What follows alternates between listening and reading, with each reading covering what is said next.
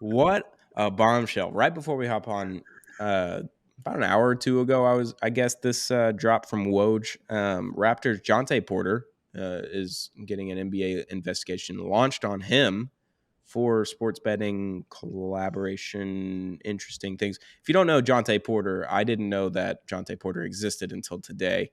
I knew that Michael Porter Jr. had a brother. I just didn't understand that Jonte Porter was Michael Porter Jr.'s brother. Turns out, I know Yeah, his there you family go. is full of athletes, and they're like Olympians and professional athletes. It's crazy. They just come from the background of athletes. So ESPN has an article from Woj, I would assume is who wrote this. I got it from a screenshot on Twitter because I didn't click the article. On March 20th, in a game against the Phoenix Suns, Porter played just 3 minutes before leaving the game due to what Raptors said was an illness and did not return. He did not score, attempted and missed one shot, and had 2 rebounds. Sportsbooks had his over-under set at 7.5 points and 5.5 rebounds. So obviously he hit the under there. The next day, DraftKings Sportsbooks reported to its users that Porter's prop bets were the number one moneymaker from that night in the NBA. In a game on January 26th against the Los Angeles Clippers, there was increased betting interest on the under for Porter props. Porter props. That's a tongue twister there. Yeah. Which for the night were set at 5.5 points, 4.5 rebounds, and 1.5 assists. There was also an over-under for Porter's made 3-pointers, which was at 0.5. That night, Porter played just 4 minutes before leaving the game due to what Raptors said was a re-aggravation of an eye injury he had suffered 4 days earlier in a game against the Memphis Grizzlies.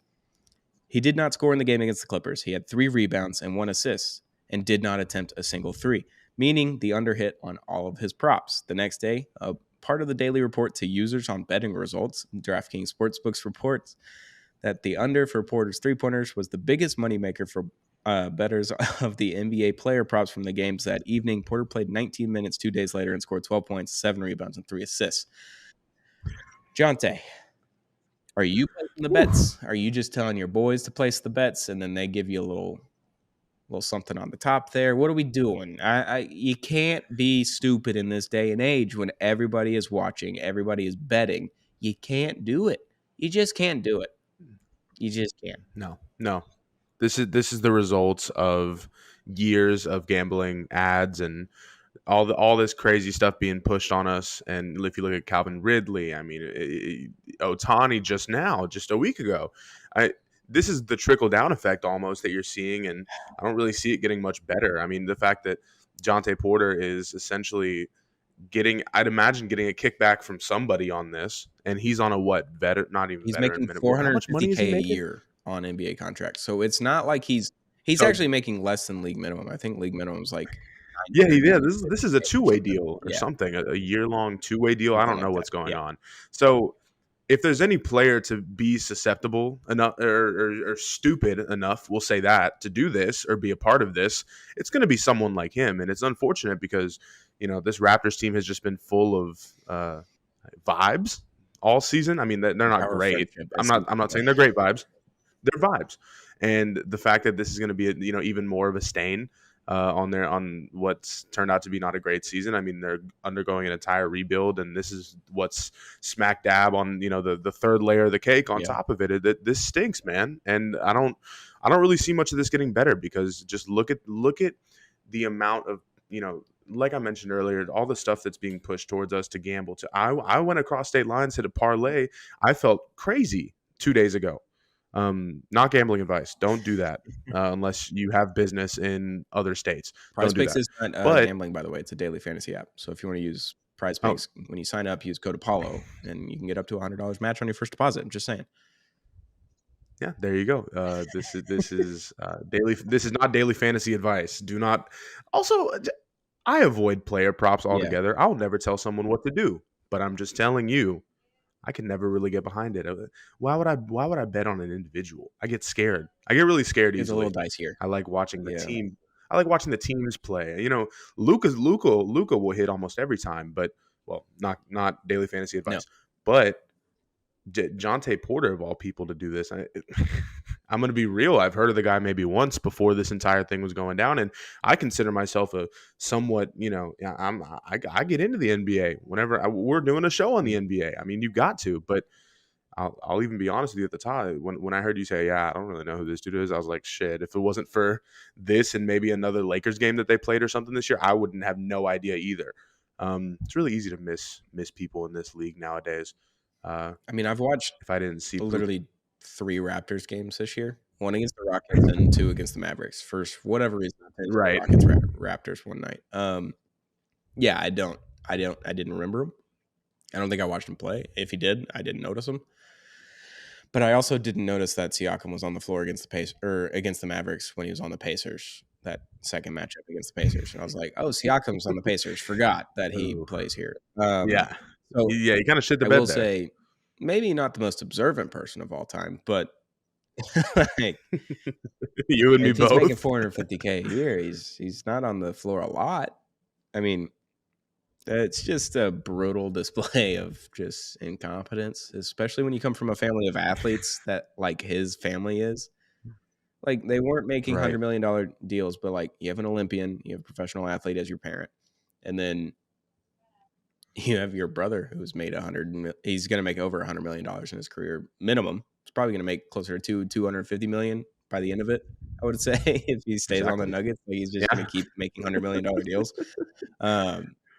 Yeah, and then I think your sister makes good money. Like, she's a WNBA player maybe as well. I don't know. Like, Oh, cool. I think I could be wrong on that, but they're just all athletes, and they're all professionally or Olympic athletes. Like, they're doing okay.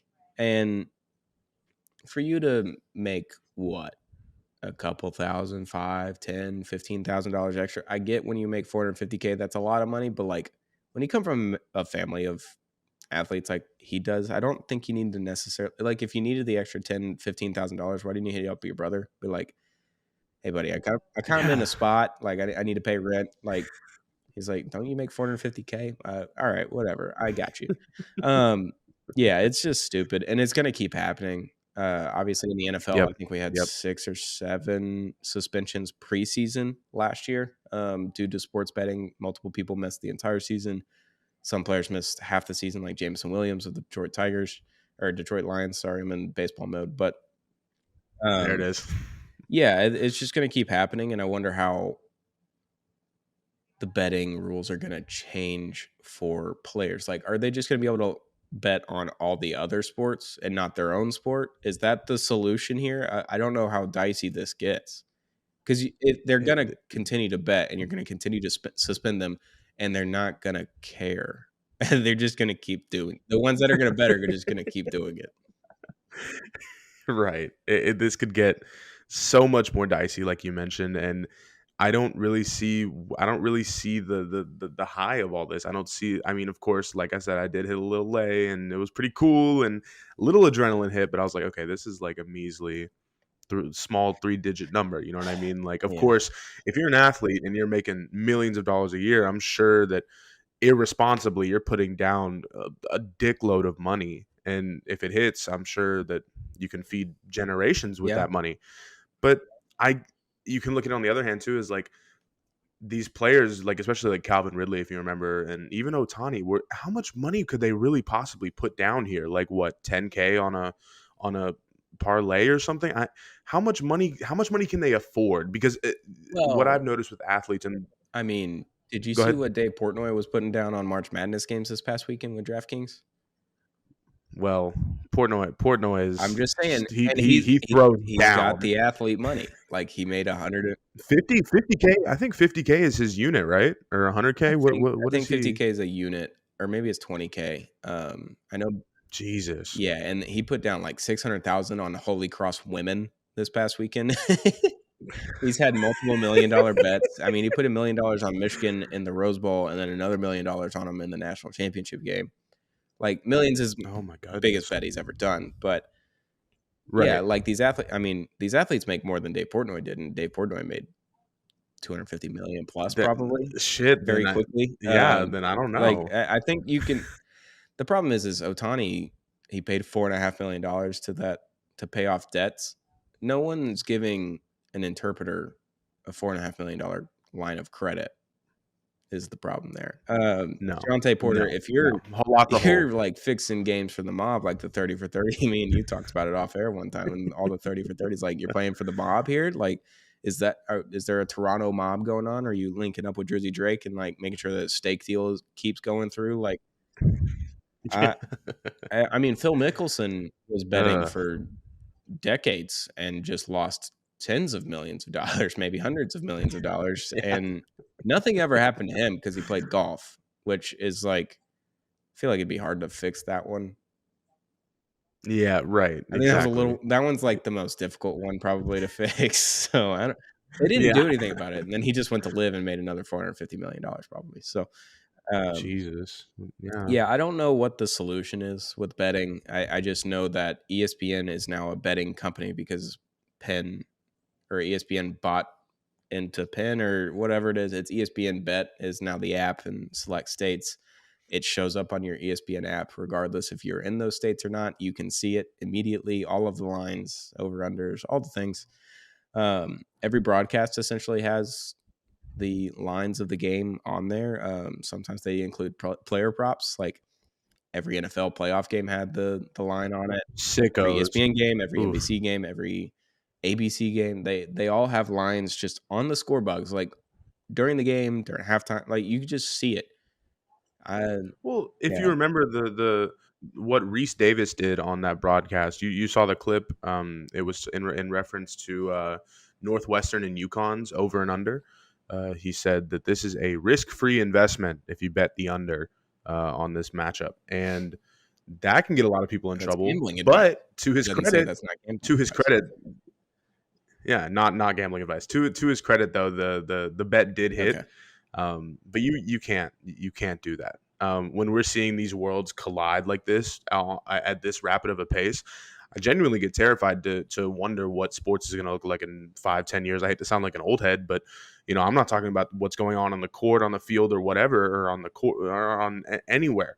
But I'm really worried to see what these athletes are going to do, and what all is going to really come from the ramifications of all this sports betting. yeah, You're going to be seeing, who knows, in years. You might be seeing those kind of mesothelioma TV commercials, like you and your loved ones may be entitled. Like, I don't know how bad this can get. Um, and yeah, we'll leave it there.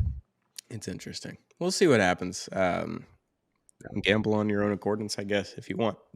I don't know. There's like a Yep. 1-800 gambler thing if you want to call that if you have a problem. I'd call that if I had a problem. I don't have a problem. Pointless. So like, um, yeah, it sucks that it's just shoved in everyone's faces.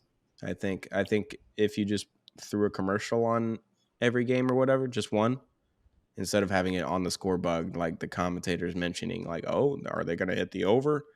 Like, doesn't matter to a lot of people. I don't bet regularly. Like I only bet when I'm in states that I can bet in, really, and it's only for like a weekend. So I don't really get the juices flowing too much to where I'm like, ooh, gotta know what the over under is on this Right. game. It doesn't really matter to me. So yeah, interesting. I'm very curious what this NBA investigation is going to find out. Like if he's not faking it and he just happened to do that and then all of his buddies made money on it, like that's funny.